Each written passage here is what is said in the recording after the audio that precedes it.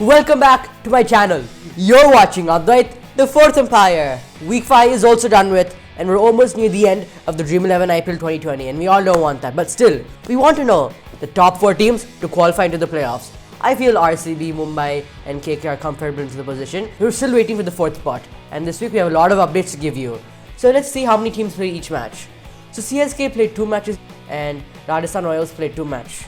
And then the rest of the teams, all the other 6 teams, RCB, Sunrisers, KKR, Mumbai, Kings of Punjab, and Delhi Capitals played 1 match each. So let's go to the first match of this week, Dream 11 IPL 2020. The first match of Week 5 Dream 11 IPL 2020 was between Chennai Super Kings and the Rajasthan Royals. So the Chennai Super Kings were the first team to bat, and unfortunately, nothing pulled off for them because not a single player was able to convert. There were a few players contributing here and there. But one main cameo to talk about is Ravindra Jadeja. Towards the end, he at least pulled off a good score to put on the board, because that's what I'm trying to say, guys. There's not much to talk about the CSK's batting. Ravindra Jadeja hit 4 fours, at least towards the back end, the death overs, so that CSK can put up a good score of 125 runs for the loss of 5 wickets in 20 overs. Fine, I won't say that's good, but that's a very defendable score in this pitch. But still, Rajasthan Royals has a very good batting lineup, and let's see what's in play for them. So the Rajasthan Royals top order was not able to perform very well as expected, but then the bottom order, which consisted of Steve Smith and Josh Butler, at least Josh Butler this time, you were able to see the true Josh Butler, which we've seen in the previous seasons of IPL. Josh Butler coming back into his form, batting down the order. Still, I feel that's a good position for him. And put in the comment section down below if you think if this change is good for Rajasthan Royals. So Josh Butler put a brilliant knock of 70 runs in 48 balls, striking at 145. This was a very good innings by the Rajasthan Royals and mainly Josh Butler. And the final score was 126 runs with the loss of only 3 wickets, and they finished the match in 70.3 overs. That's a low total. Man of the match? None other than Josh Butler, scoring a brilliant knock of 70, making sure that Rajasthan Royals chased this target with ease because the top order wasn't able to perform well. So that's it for this match. So this next matchup is between the Delhi Capitals and the Kings of Punjab. Remember the last time they had a super over? Let's see what's in place for them in this match. So Shikhar Dhawan, who knows? He did a back-to-back century, and my god, it was brilliant to see.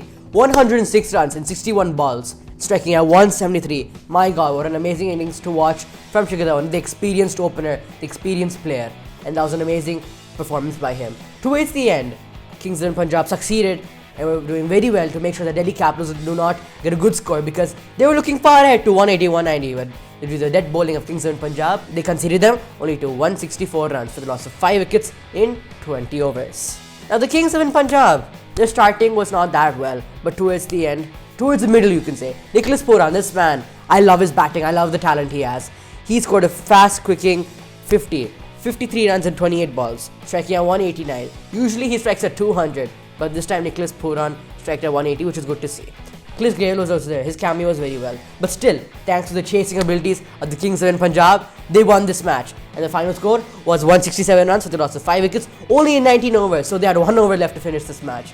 And that's it, Kings of Punjab won this match. So the man of the match was shocking, Shikhar Dhawan, because even though Kings of Punjab won the match, Shikhar Dhawan just scored a brilliant knock. A century in a T20 match is always a memorable thing, to a back-to-back century. That's why Shikhar Dhawan deserved this award, even though he was on the losing side. The third match of this week was very interesting. The Kolkata Knight Riders versus the Royal Challengers Bangalore.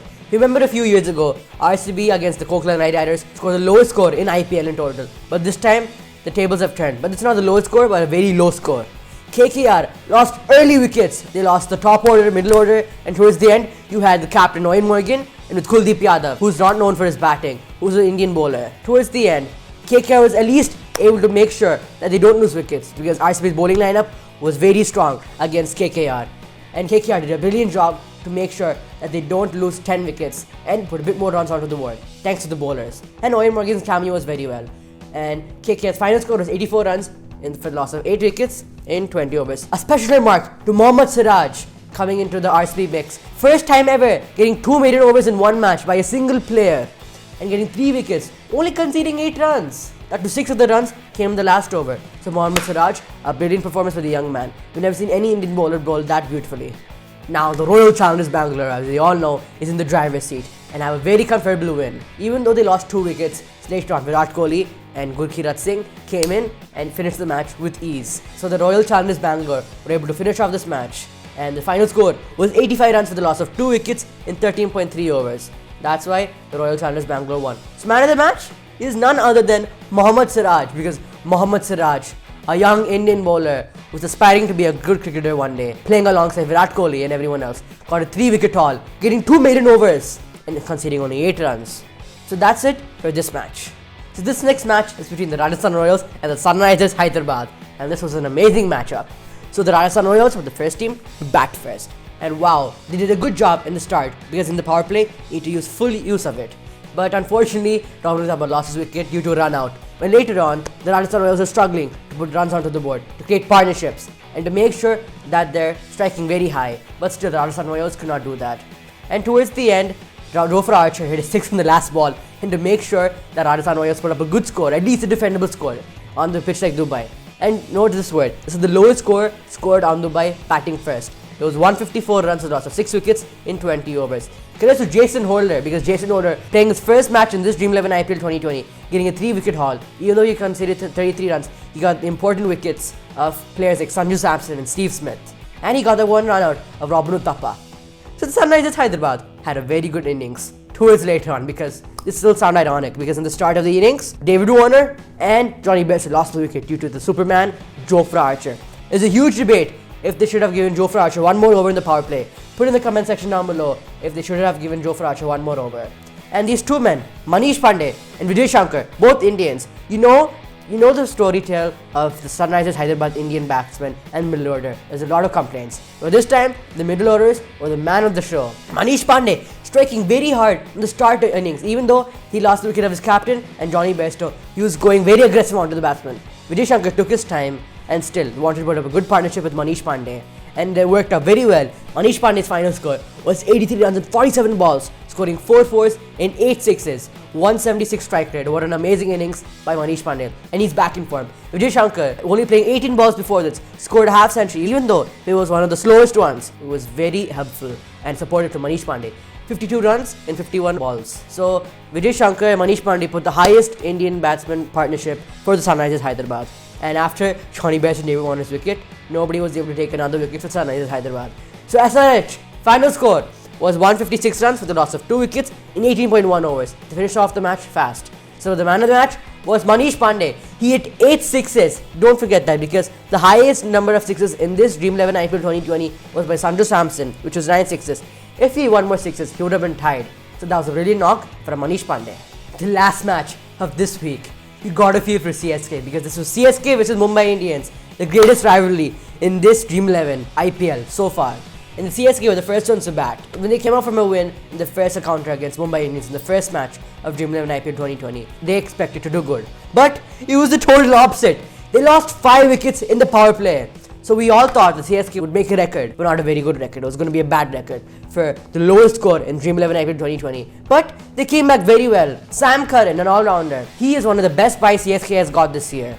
And Sam Curran, he played a very good knock of 52 runs in 47 balls. And why I say it's a very good knock? Because he had no wickets after him and he was an all-rounder. He needed to make sure that CSK put up a good score, at least a good score, a defendable score. So at least the net run rate won't go low. And CSK went 100 plus. Their final score was 114 runs for the loss of 9 wickets in 20 overs. CSK did a good job towards the end, thanks to Sam Curran. So credits to Trent Boult for conceding 18 runs, getting a 4-wicket haul. Thanks to him, CSK were not able to score that many runs in the power play. He got a maiden over. So credits to Trent Boult for playing very well. Now Mumbai Indians, they were easy. I know that Rohit Sharma was not playing this match, but Ishan Kishan came in as a very good replacement as an opener with Quinton de Kock, both left-handed batsmen. Both of these players together, great partnership, not even a single wicket lost. And in 12.2 overs only, mark my words, only in 12.2 overs, the Mumbai Indians were able to finish off this match, and the final score was 116 for the loss of 0 wickets. Credits to Ishan Kishan for a half century, a brilliant youngster, a brilliant talent, scoring 68 runs in 37 balls. Do you all remember in the Mumbai Indians video I said this is going to be his breakthrough season? This is the season where he's going to shine. That's it. You guys have to thank me, because that was my theory, and my theory is coming true. And that's it for Mumbai Indians. So, the man of the match which we have here is Trent Boult, obviously getting a 4-wicket haul. A 4-wicket haul against a team like CSK, a powerful, strong team, against Tala Dhoni's team. So that's it for all the matches and this match of this week IPL. So all the 5 matches are done and the analysis is done. So now let's go to the final points table after week 5. So on top of the table, we have Mumbai Indians playing 10 matches, winning 7 matches, losing 3 matches, getting 14 points. Second is Delhi Capitals, playing 10 matches, winning 7 matches, losing 3 matches, getting 14 points. Third is RCB, playing 10 matches, winning 7 matches, losing 3 matches, getting 14 points. Fourth is KKR, playing 10 matches, winning 5 matches, losing 5 matches, getting 10 points. Fifth is the Sunrisers Hyderabad, playing 10 matches, winning 4 matches, losing 6 matches, getting 8 points. Sixth is the Kings of Punjab, playing 10 matches, winning 4 matches, losing 6 matches, getting 8 points. Seventh is the Rajasthan Royals, playing 11 matches, winning 4 matches, losing 7 matches, getting 8 points. Eighth is CSK. This is different. This is unbelievable. CSK is last, playing 11 matches, winning 3 matches, losing 8 matches, getting 6 points. So the points table is here, and CSK is last. It's still a shocker. Let's hope next season CSK will have a better one. That too is going to be in India. So this week is amazing. So as we all know, in the top 3, Mumbai Indians, RCB and Delhi Capitals are comfortable on the table. The first spot is still a fickery and still a puzzle. It might go to KKR, Kings of Punjab or Sunrisers Hyderabad. Hopefully it goes to the bottom 4 teams, Sunrisers Hyderabad or Kings of Punjab. I want to see them come back very well. If Kings of Punjab come back, it'll be one of the biggest comebacks in this Dream 11 IPL 2020 from last position to the playoffs. So that's it for this week. I'm happy to do this. The fourth umpire is very happy. So please hit the subscribe button down below, that red button, and hit that bell icon. It'll mean a lot. So again, you'll be notified whenever I upload a video. Like this video, share this video with all your friends, and put in the comment section down below on what videos do you want me to do. And my Instagram link will be in the description down below. So that's it for me, Advait, the fourth umpire, signing off.